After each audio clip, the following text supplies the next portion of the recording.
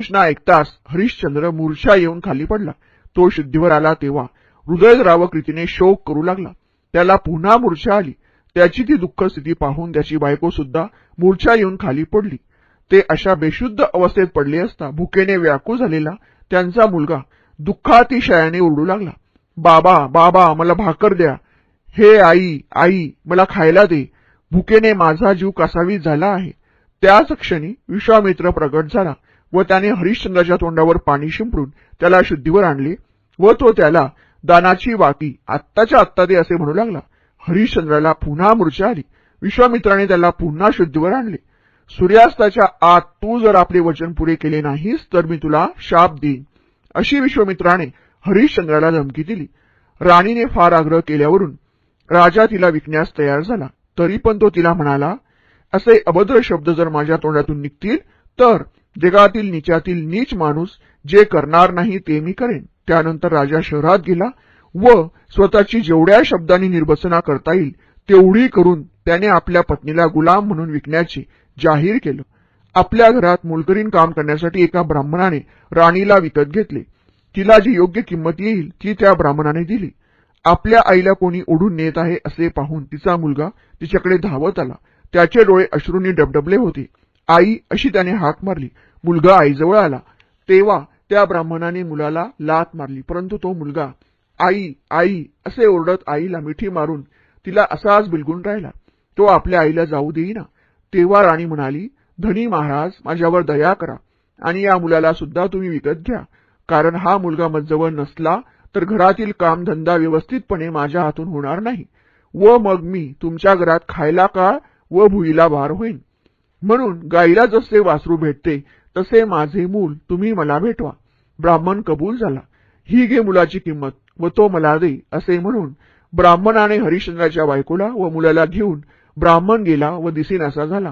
तेव्हा विश्वामित्र तेथे पुन्हा प्रगट झाला व दानाची बाकी दे म्हणून त्याने हरिश्चंद्राला मिळाली होती ती हरिश्चंद्राने विश्वामित्राच्या हातावर जेव्हा व्यवस्थित ठेवली तेव्हा विश्वामित्र तेथे रागाने म्हणाला, हे शूद्र क्षत्रिया, माझ्या श्रेष्ठ तपाला शोभेल अशी ही तुझी देणगी आहे।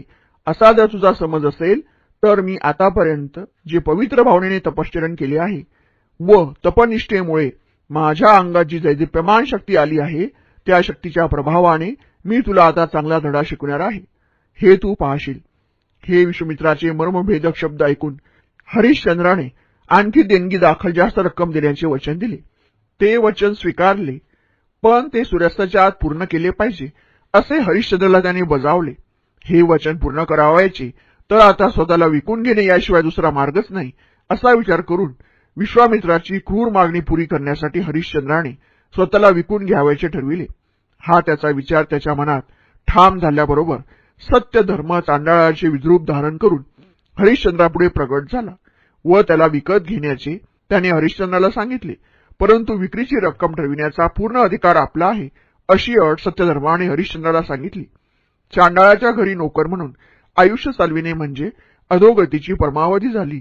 म्हणून असले हीन आयुष्य जगण्यापेक्षा राक्षसी छळ करणाऱ्या विश्वामित्राच्या शापाग्नीने आपण भस्मसात होणे बरे, असे हरिश्चंद्राला वाटले।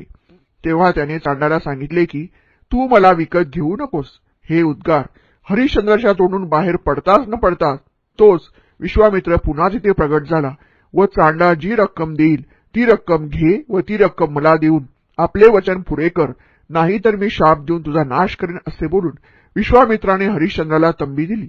यावर हरिश्चंद्र काकुतीला येऊन विश्वामित्राला म्हणाला की चांडाळाच्या घरी राबून मी माझी हीन अवस्था करून घेण्यापेक्षा मी तुमचा दास होतो व देणगीची सर्व रक्कम फिटेपर्यंत मी तुमची नोकरी करत राहतो, तरी तुम्ही मला चांडाळाच्या घरी जाण्याचा आग्रह धरू नका, ही एवढी भीक मला घाला। यावर विश्वामित्राने उत्तर दिले की तू जर माझा गुलाम झालास तर चांडाळाकडून अलोट पैसा घेऊन मी तुला चांडाळाला विकेन। हे ऋषीचे उद्गार ऐकून चांडाळाला आनंदाची उकळी फुटली, पण हरिश्चंद्राचे सर्व उपाय हरल्यामुळे तो गलित धैर्य झाला। चांडाळाने पैसे दिले व हरिश्चंद्राला दोरीने बांधून तो आपला गुलाम म्हणून रस्त्याने मारीत पिटीत त्याला घरी घेऊन गेला। गोंधळलेल्या व दुःखातिशयाने बेभान झालेल्या मनस्थितीत हरिश्चंद्र चांडाळाच्या घरी गेला। स्मशानातील प्रेतावरची कपडे चोरून आणण्याचे काम चांडाळाने त्याला दिले। अशा रीतीने चोरलेल्या कपड्यांची जी किंमत येईल तिथून 2 षष्टांग भाग हरिश्चंद्राला, 3 षष्टांग भाग स्वतःला व 1 षष्टांग भाग राजाला द्यावयाचे चांडाने ठरविले. भयानक स्मशानात अशा प्रकारचा हीनधंदा हरिश्चंद्राने 1 वर्षभर केला. त्याचे हे वर्ष इतक्या दुःखात गेले की त्याला वाटले आपण 100 वर्ष अशा स्थितीत घालविली.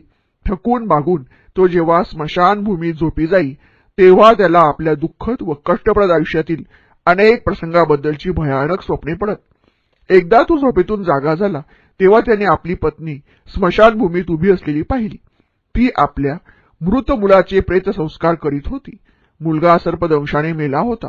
दोघांची दृष्टादृष्ट झाली तेव्हा पती पत्नींनी एकमेकास ओळखले नाही, कारण दुर्दैवाच्या तडाख्यात सापडल्यापासून त्यांच्यावर अनेक दुःखाचे व कष्टाचे जे प्रहार झाले त्यामुळे त्यांच्या एकंदर स्वरूपात आमूलाग्र बदल झाला होता. परंतु राणी आपल्या मुलाबद्दल जेव्हा दुःखावेगात जोरजोराने शोक करू लागली तेव्हा तिच्या आवाजावरून हरिश्चंद्राने ओळखले की तो आवाज आपल्या पत्नीचा आहे. दुःखावेगाने त्याला मूर्छना आली व तो खाली पडला. मूर्छित अवस्थेत राजा बडबड करू लागला. तेव्हा त्याचा आवाज ऐकून तिने ओळखले की हाच आपला पती होय. त्याची ही विपन्नावस्था पाहून तिलाही मूर्छना आली. दोघांना जेव्हा शुद्धी आली तेव्हा ती दुःखातिशयाने जोरजोराने शोक करू लागली.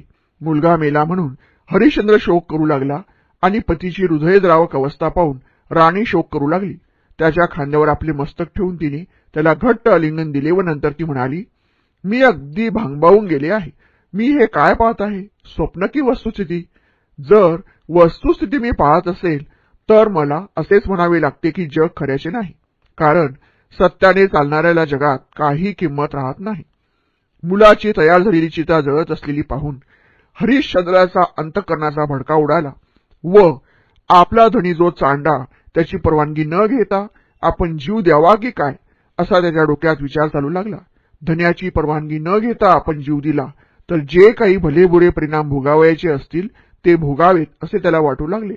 या बाबतीत तो आपल्या मनाची व पत्नीची अशी समजूत घालू लागला की मी जर सद्भावनेने दान धर्म केला असेल, यज्ञ याग केले असतील आणि माझे धर्मगुरू व पुरोहित यांचा योग्य आदर सत्कार करून त्यांना जर मी संतुष्ट केले असेल तर माझा पत्नीचा व मुलाचा परलोकात संयोग हो. आल्या पतीप्रमाणे आपणही जीव द्यावा असे राणीने ठरविले. हरिश्चंद्राने आपल्या मृत मुलाला पेटलेल्या चितेवर उचलून ठेवले व तो प्रभू हरिनारायण कृष्ण याची मनात प्रार्थना करू लागला. तेव्हा आदी देवता, सर्व देव, सत्य धर्म व विश्वामित्र हे त्या ठिकाणी प्रगट झाले. आत्महत्या करू नकोस अशी सत्यधर्माने हरिश्चंद्राला विनंती केली. तू तुझी पत्नी व मुलगा यांनी आपल्या सत्कर्माने स्वर्ग जिंकला आहे असे इंद्राने हरिश्चंद्राला सांगितले. हरिश्चंद्र, राणी व त्यांचा मुलगा यांच्यावर देवांनी अमृत, अमरत्व आणि फुले यांचा आकाशातून वर्षाव केला. राजपुत्राला जिवंत केले व त्याला तारुण्याचा बहर दिला. हरिश्चंद्राला स्वर्गीय कपड्यांचा पोशाख केला. त्याने व राणीने राजपुत्राला कवटाळले. देव हरिश्चंद्राला स्वर्गात नेऊ लागले. तेव्हा तो त्यांना म्हणाला, माझा घरी जो चांडा त्याची संमती घेतल्याशिवाय व त्याची नुकसान भरपाई दिल्याशिवाय मला स्वर्गात जाता येत नाही. तेव्हा धर्म म्हणाला, मीच दैवी शक्तीने चांडाळाचे रूप धारण केले होते. हरिश्चंद्र म्हणाला, माझी प्रजा माझ्या पुण्यमय कर्माची सहभागी आहे, म्हणून तिला निदान 1 दिवस तरी माझ्याबरोबर स्वर्गात ठेवून घेतल्याशिवाय मला स्वर्गात जाता येत नाही. इंद्राने ही विनंती मान्य केली. विश्वामित्राने राजाचा पुत्र रोहिदास याला हरिश्चंद्राच्या मागून गादीवर बसवावे असा विधी केला. त्यानंतर हरिश्चंद्र, त्याचे मित्र, अनुयायी, प्रजा वगैरे सर्व मिळून स्वर्गाचा मार्ग आक्रमू लागले. हरिश्चंद्राचा कुलपुरोहित वसिष्ठ हा गंगा नदीच्या पाण्यात 12 वर्ष राहून तपश्चर्या करीत होता. ती तपश्चर्या संपली तेव्हा विश्वामित्राने हरिश्चंद्राला क्षुद्र भावनेने अवमानित स्थितीत वागवून हाल हाल करून त्याला कसे दे माय धरणी ठाय करून टाकले. याचा तपशील वृत्तांत वसिष्ठाच्या कानावर गेला.